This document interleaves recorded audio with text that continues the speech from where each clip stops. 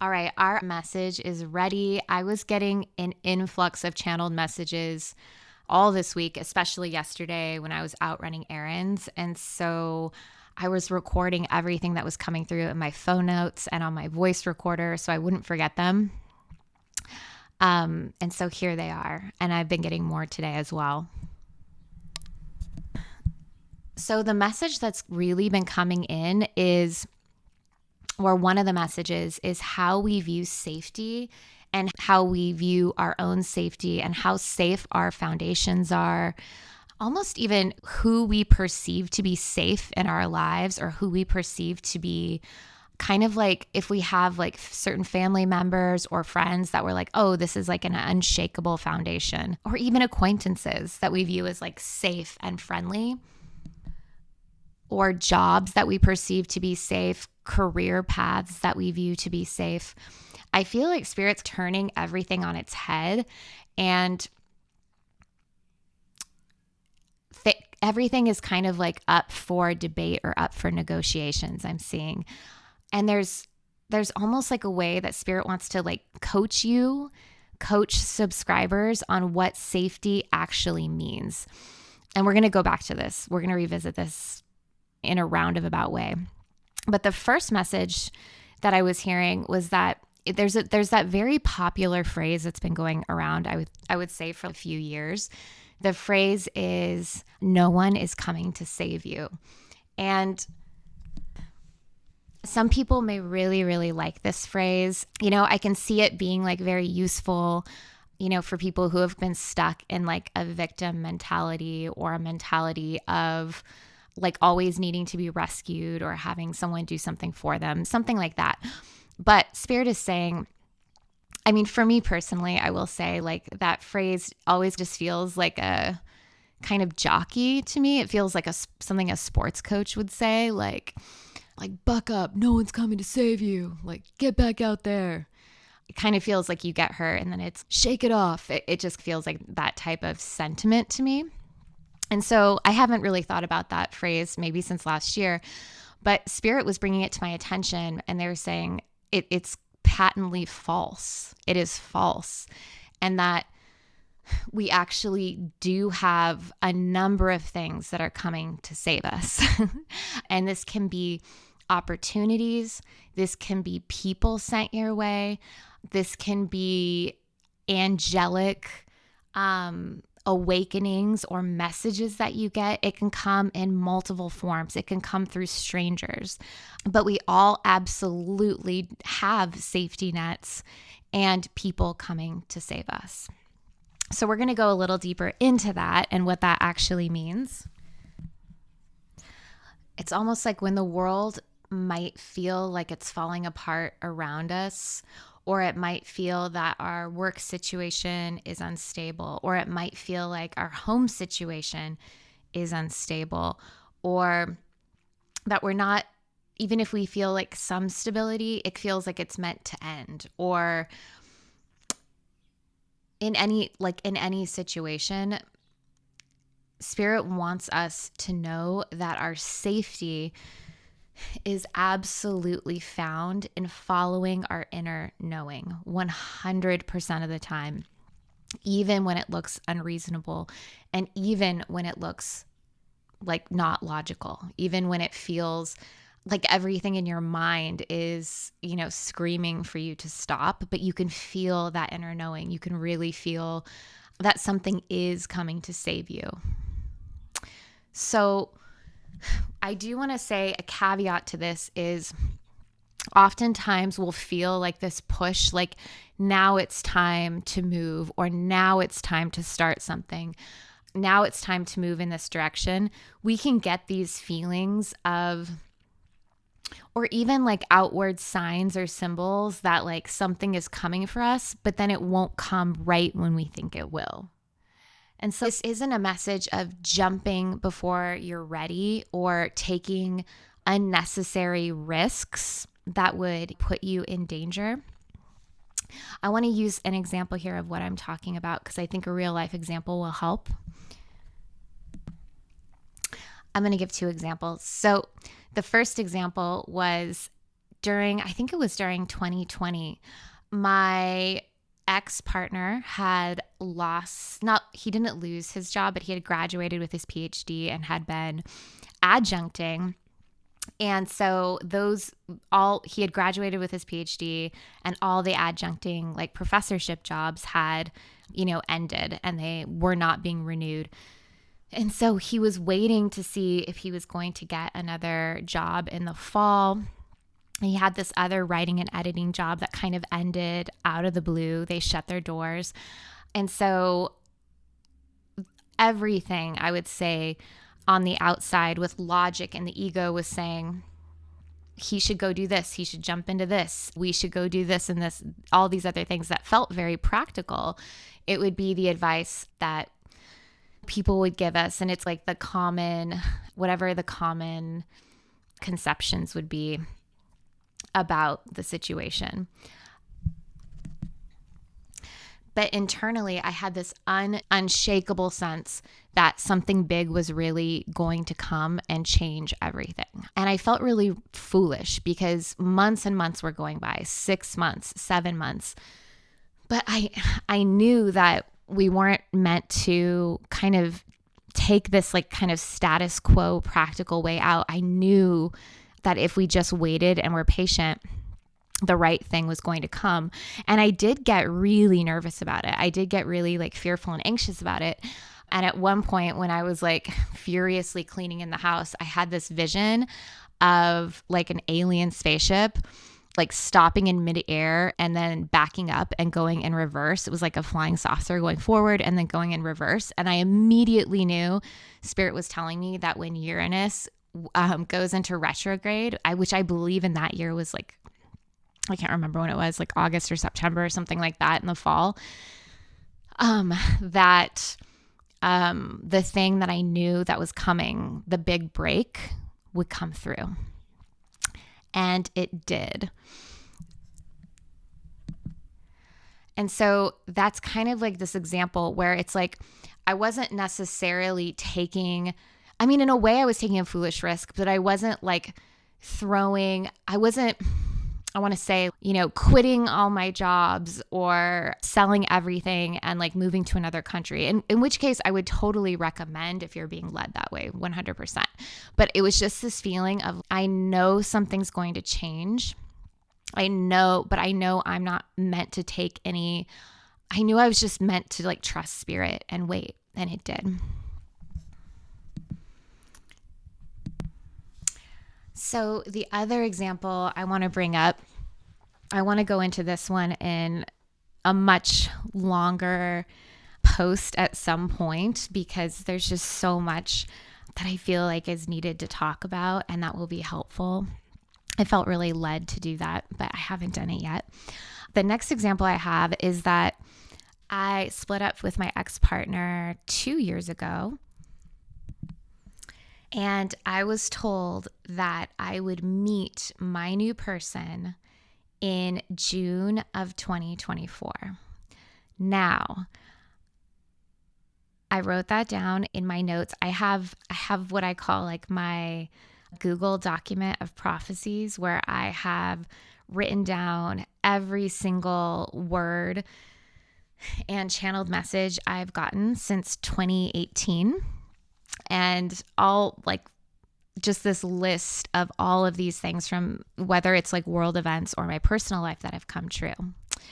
And so much more came through about this person, down to crazy details, even the name, about who this person would be. And I cannot tell you how much I doubted it. I cannot even tell you. And one thing that I teach very strongly when it comes to divining like dead accurate messages, one small thing is never ask more than once. Never ask more than once. You can ask when you do ask about timing or you do ask about, and I would say never ask the same question, meaning like if you're asking about timing, trust the first message that you get. Don't just keep asking. But when you do ask a question from the divine, you can ask so many questions after that. You can say, Gosh, now I have another example I want to give, and I'm wondering if I should go into that. But so for instance, I'm going to use this quick example and go back to it because I think it's important. Back when the Capitol was stormed in, gosh, was it like January 2021? I can't remember. But before that, during 2020, there were all of these astrologers receiving messages talking about something big that was going to happen, like maybe not the exact date, but something really big. And we needed to hunker down and save 6 months of food and water. And there was a lot of kind of like dire messages that people were getting that something was coming through. And so at the time I was like, okay, I'm not going to just follow, these people's outer authority, even though some of them are awesome. I'm like, yes, they're picking up on something great, but I'm not just going to get caught up in fear or stress. I'm going to wait until I feel neutral and very peaceful. And then I'm going to go in and look at what's happening. And so the first thing I got was I was seeing like a sea of red coming over Washington, D.C.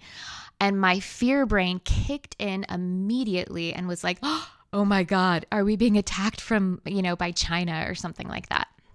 So I calmed down, got back into a place of neutrality within myself and said, Spirit, is the sea of red like a symbol of being attacked by China or something like that? Or is it something else? And then they showed me a symbol of a beat up red kind of pickup truck from like the 1940s, like a vintage red pickup truck. And on the back of the pickup truck, there was like this small kind of like Confederate flag bumper sticker. And I was like, oh, and like it immediately clicked what that was. I'll let you assume what you will. And so I was like, oh, okay. And so I asked the question, is this a world event that will be in like history books? Will this be a big deal? And they said yes. Or I should say an American event. And they said yes.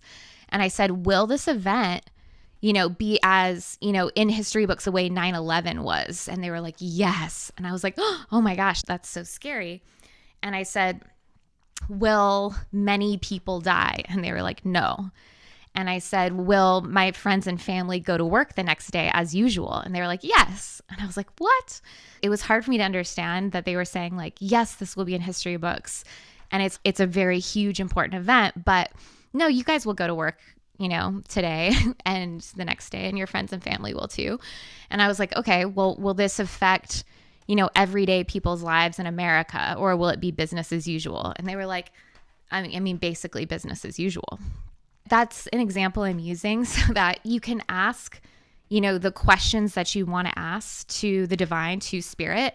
And the more questions you ask and the more you can get to the bottom of what spirit is showing you when you receive the original revelation or vision or knowing or whatever it is, you'll get a better interpretation. You'll get a better feeling of what spirit is trying to show you.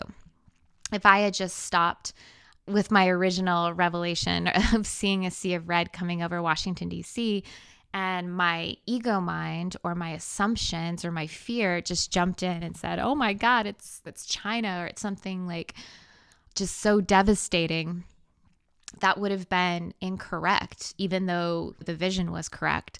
So it is important to ask lots of questions and get to the bottom of things when you receive a revelation. However, going back to my original example, what is not okay is you receive a message from spirit, and then you go back throughout the year whenever you're feeling fear and doubt and ask again and again and again and again, show me the real time. Like, I don't believe that you told me it was June 2024.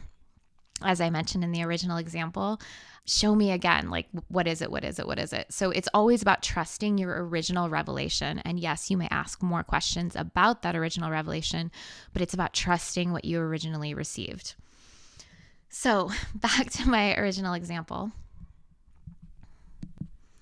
I received that I was going to meet this person that I would be on my divine mission with, that would be perfectly aligned for all the different facets of my life and what I had been called by spirit to do. And so they said I would be meeting them in June 2024. I especially last year, oh my goodness, I questioned this and doubted this like pretty much up until before I met them. I was looking for a different timeline. I was asking when it would be. And it was basically because everything I had been led to by Spirit within me, even though I had received many signs about this, even back until 2021, I had just been told I was essentially like pretty isolated. Like for the most part, I was like working every day in my office. I was with my kids almost every night, and I was told not to. I felt very strongly like I wasn't meant to go on any dating sites, I've never been on a dating site in my life. I totally support it for other people. This is not anyone else's necessary path, but it was mine. I was told not to do that, and that the person would just come to me. And so logically speaking, it made absolutely no sense that I would be in my house pretty much every day and night, very rarely going out anywhere, and that somehow someone was just going to randomly find me and it was going to be the exact right person. It just really made no logical sense. And it was going to be like my person. I wasn't going to have to like go through dating a bunch of different people. It was just going to be the person. And so when I shared that with friends, of course, they were like, that's not going to happen. That is ridiculous. That is so impossible. That's so unreasonable. And it would cause me so much doubt in what Spirit had told me. So fast forward, I believe it's June 2nd, and I had forgotten that Spirit had told me. I had it written down that I was going to meet someone in June 2024, but it had kind of gone out of my mind, and I had made this decision. I just been like, you know what? I don't even care about dating. I love being with my kids. I love being alone. I love working on all my projects. This is fine. Who even cares? And I went out and had lunch with one of my friends.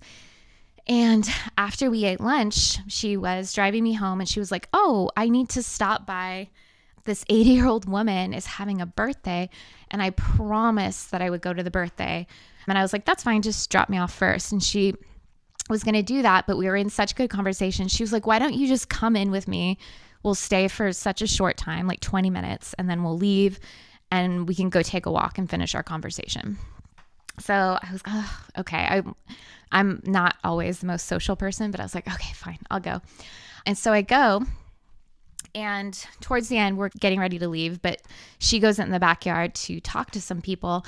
And I didn't even see this person. I ended up like kind of like falling into a conversation really quick with this man who I ended up having a lot in common with. And so I was like, oh, I don't know. This person's like not, my usual type, but I was just thinking we would be friends. And we started texting that week, and it ended up being the most amazing thing. And that was on June 2nd, 2024. And truly nothing was showing up in the physical world to have me believe that what I originally received several years before could even be true. Like absolutely nothing. And I felt really foolish trusting my inner knowing. It made no rational sense. And I'm going to write a longer post on this because there's truly just so much I have to say. But why Spirit wanted me to bring up these examples and what was coming through is that our inner safety is 100% going to be on our inner knowing and waiting on those little tiny subtle nudges of what we're meant to do. Our safety is not going to be in what our friends say, it was not in conventional wisdom. It was not what the fear mind was telling me to do. It was like in this inner knowing. And that is where, now I have more messages coming in right now. And that is truly where our safety lies. And that was the situation for me, especially the more large scale world events happen, or the more that we see things on the outside being perceived as unstable or shaky, just even in the news. we have to rely on our inner wisdom and inner safety. And so what Spirit's saying is the way that we need to do that is we need to pursue peace. We have to pursue peace at all costs. So pursuing peace for you can look like anything. It can be like requiring that you get out in the sunlight every day, requiring that you go take a walk or be in nature. It can be cutting out certain people from your life, not sharing certain bits of information or what you're doing with certain people.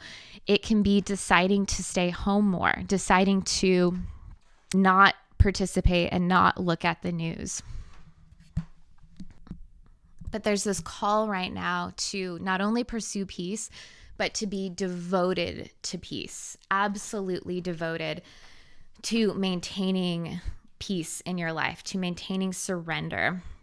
Peace is what will allow you to surrender. Even having a ritual in the morning can really help. Go pick up a white 7-day candle from the dollar store or get one that is more safe to burn, whatever's within your means.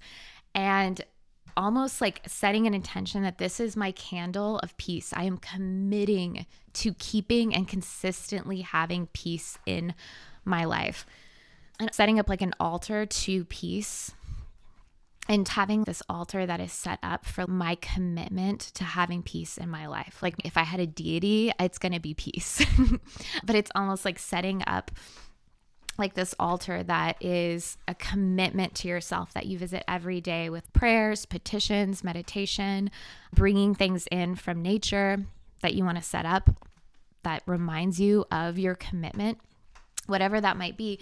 But the reason why this is going to promote safety in our lives is that only when we have this peace and home within ourselves and the safety that we can like trust, that we can trust ourselves, is when we're going to be able to hear those subtle nudges and those subtle kind of pushes of where we're meant to go, our little GPS system, or that we're meant to wait, and that the dreams and the desires of our hearts are coming to fruition. And they may be coming to fruition in a way that we don't expect. And often it will be against conventional wisdom.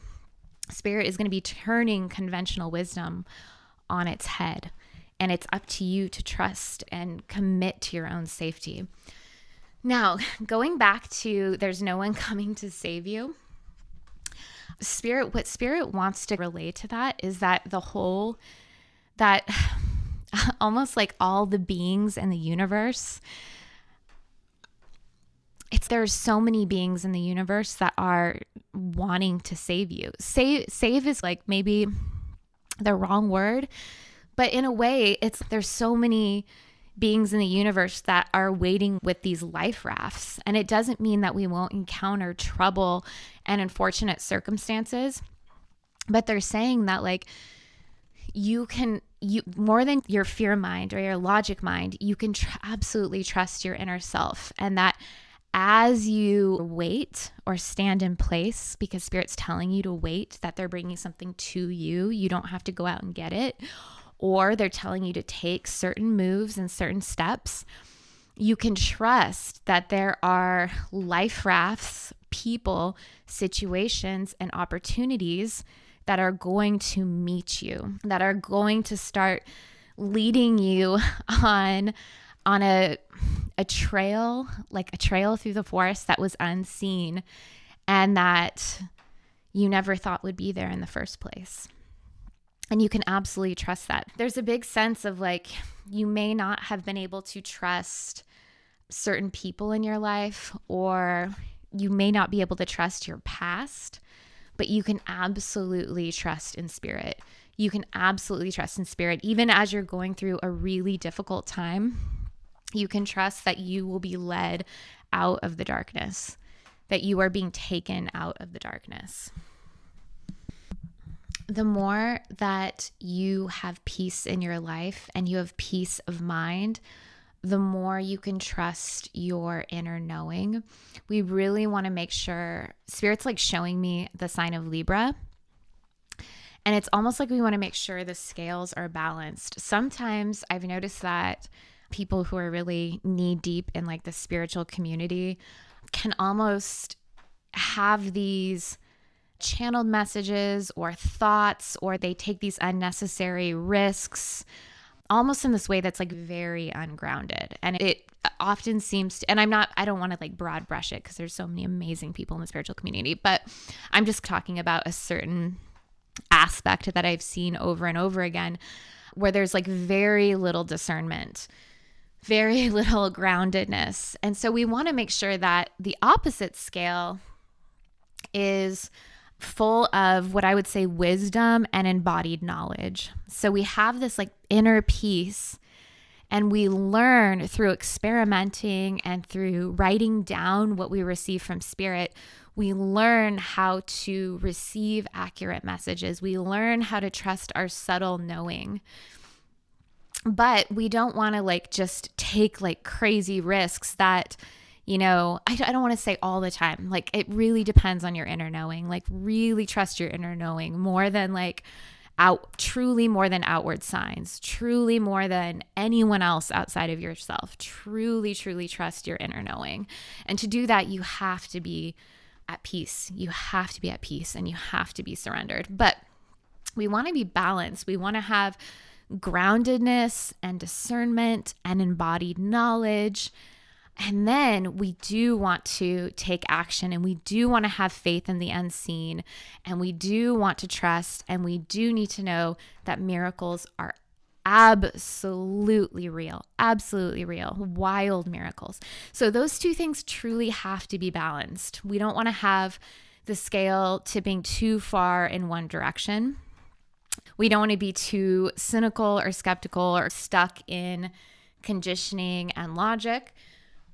But we also don't want to be too far on the other end where we're living in a state of fanciful imagination that isn't based on anything grounded. And so that's why I so believe in learning to trust your intuition in a way that is so grounded, that's actually scholarly, and that is based on evidence. But it's an evidence that isn't necessarily the Enlightenment's way of looking at evidence. It's not always exactly measurable. It is a language unto itself, but there is a way to get grounded discernment and evidential answers from it anytime you need. And I'm excited to write more about that. I'm excited to teach it. But what is coming through right now is conventional wisdom is being turned on its head. Your inner safety will truly be found through peace within yourself and learning to trust your inner guidance, especially over what you're seeing on the news, and especially over what conventional wisdom or what the people around you would tell you about your own life and what is possible. And Spirit wants you to know that not only are there cheerleaders on the other side truly cheering for you, and that you have an army of, I don't know why I want to say elemental beings, but that's almost like coming out right now. But you have an army of like light beings truly there for you, truly fighting for you, bringing life rafts to you. And sometimes we do face those waves of karma that we've talked about in past posts, these kind of old karmic waves that can come through, whether it comes through unfortunate events, people we meet, whatever it is, but they will pass. Your reaction to them will change, and they will mellow out, and you will move into a new space, and you will move into a new timeline. And I feel like that's why Spirit was titling this message the October Surprise when I was first getting it, which I thought was a bit cheesy because it means something else. But the surprise feels like the more that you trust your inner knowing and you just wait in this like peaceful state of knowing the right things are coming to you, or knowing that you taking these bold moves or bold steps in a new direction is leading you to somewhere that's already prepared for you, and you have that solidity and that foundation and that knowing in your heart that you are safe, and that's truly where your safety will be found. And it feels like it may surprise you Even though you already knew it, it may surprise you, and it will definitely surprise those around you. Lastly, I just want to leave you with the thought that, or the word that Spirit is saying, is that all is well. And I'm hearing that old, I think it's a hymn. It is well with my soul. It is well with my soul. And Spirit is saying that this can be a mantra, an affirmation, a chant, just saying, it is well with my soul, or all is well, all will be well. And that's going to help also with the ritual of pursuing peace. But Spirit is saying the more you can pursue peace right now in this time, you are being led to a new place. I'm hearing to a new nation. And when they're saying like a new nation, it just feels like a whole new world. It just feels like a whole new world, but you still have to make it through. You still have to make it through. And it's like I was feeling this whole new world beginning like in 2018 or 2019. And Spirit is saying, oh my goodness. It's like there's this almost like final push, like we're getting there. We're getting there, but we have to pursue peace in whatever times of transition that you're going through. Pursuing peace is the most important thing right now. It is what needs to happen.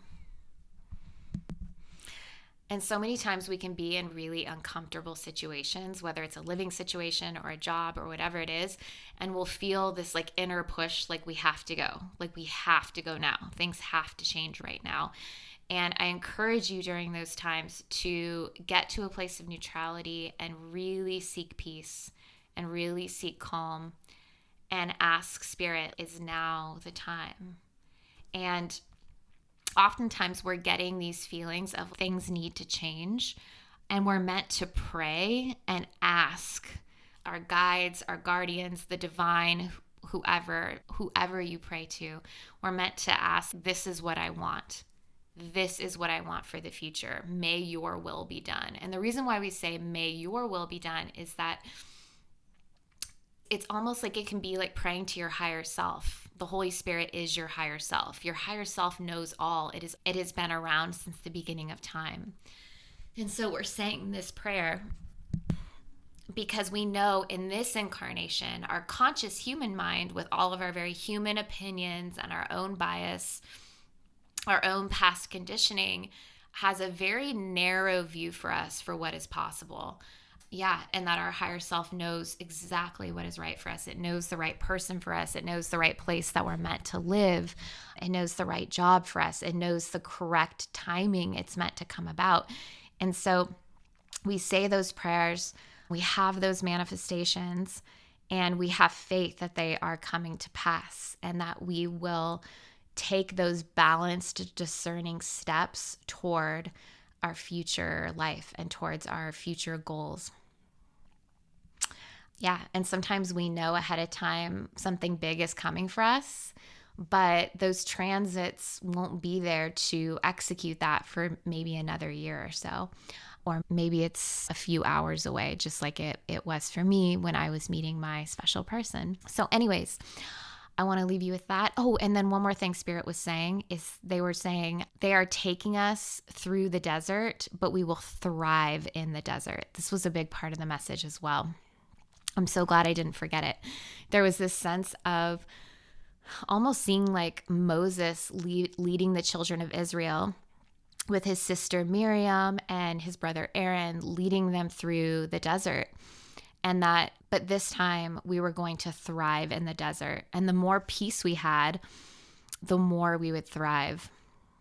And so if you remember back in the book of Exodus, when the Israelites are going through the desert, there's constant whining and complaining. There's constantly wanting, reminiscing about how great Egypt was, even though they were in captivity and they were in slavery in Egypt. They were reminiscing about how much better Egypt was than where Moses had led them. I mean, which, it makes sense. They were stuck in the desert. They were fearful. They were scared.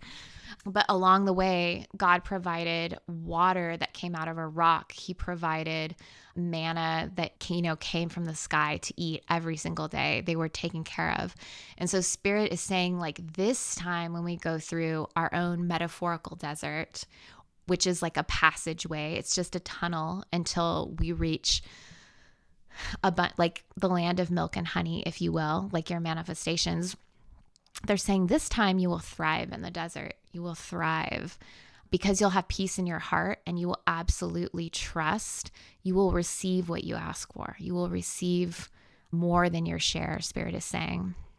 And if we want to thrive in the desert, we must absolutely know how our own intuition and our inner knowing works. But we must also absolutely cultivate peace and have strong boundaries up for anything or anyone that is disturbing our peace. Absolutely. Whatever you can do to keep your peace, Spirit is saying, do it. All right, I'm sending you so much love.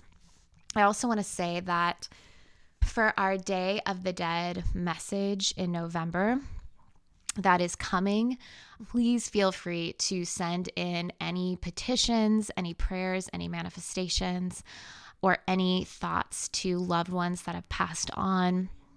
I will include them in our November Day of the Dead ritual. You can do that if it's like private. You can send me that through email, or you can leave a comment on the Substack entry. Whatever you want to do is fine. And I'm sending you all lots of love. Bye.